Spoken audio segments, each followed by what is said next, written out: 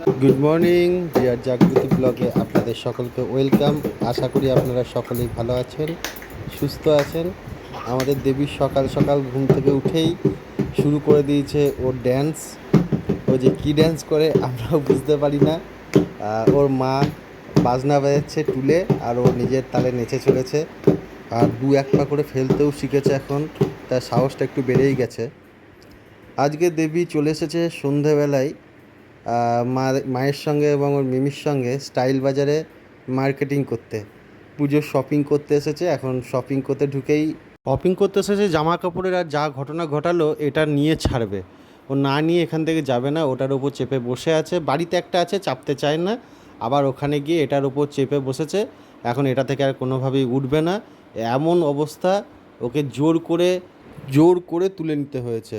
বলুন, এটা মানে জামা কাপড় কিনতে গেছে, কি অবস্থা, ওটাকে কিনে নিয়ে আসতে হবে। এত দুষ্টু মেয়ে। তারপর তো প্রচণ্ড কাঁদতে শুরু করে, আবার ওকে অন্যদিকে নিয়ে চলে আসা হয় ওখান থেকে, যাতে একটু ভুলে থাকে এটা। এখন টোটালি অন্য সাইডে নিয়ে আসা হয়েছে ওখান থেকে দূরে, এবং ওকে বের করার সময় ওকে দেখিয়ে বের করা যাবে না, অন্য দিক দিয়ে বের করে নিয়ে যেতে হবে যাতে ওর চোখে আর না পড়ে ওটা।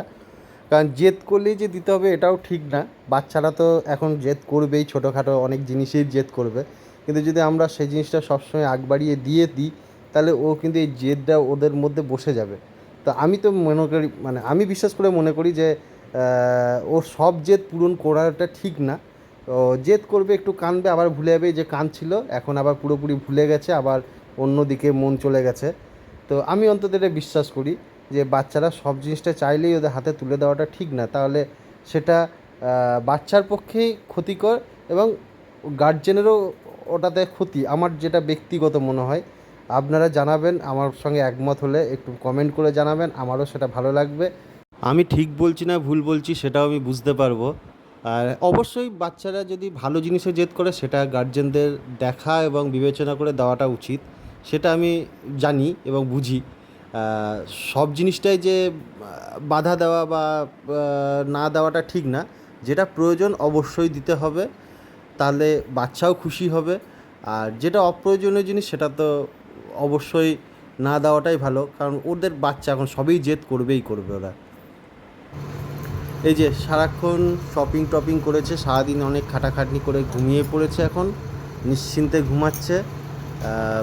আমরাও ব্লগটা এখানেই শেষ করব। Tata, bye, good night. আবার দেখা হবে নেক্সট ব্লগে। আর অবশ্যই লাইক কমেন্ট শেয়ার করবেন আমাদের এই পুচকুটাকে ভালো লাগলে, আর তার সঙ্গে সাবস্ক্রাইব করে অল বেল আইকনটি প্রেস করে দেবেন। আর যারা আমাদেরকে লাইক কমেন্ট শেয়ার করেছেন এবং সাবস্ক্রাইব করেছেন, আমাদের তরফ থেকে অসংখ্য অসংখ্য ধন্যবাদ। আবার দেখা হচ্ছে নেক্সট ব্লগে আগামীকাল। Tata, by.